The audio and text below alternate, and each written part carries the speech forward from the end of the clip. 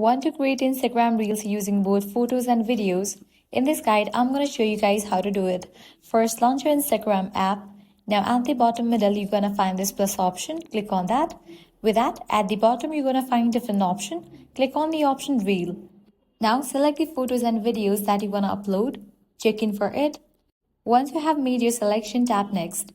Instagram might suggest an audio track automatically, but you can tap Skip in the bottom left corner if you prefer to choose your own later.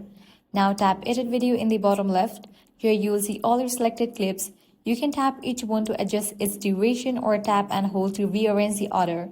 At the bottom, you'll find more creative tools, add text, stickers, overlays, extra clips, and of course, background music. When you are happy with the edit, tap the arrow in the top right corner. You'll be able to preview your reel before posting. Once everything looks good, tap Share at the bottom. And that's it. Your Instagram reel made with photos and videos is ready to go live. If this guide helped you out, do not forget to like, share, and subscribe.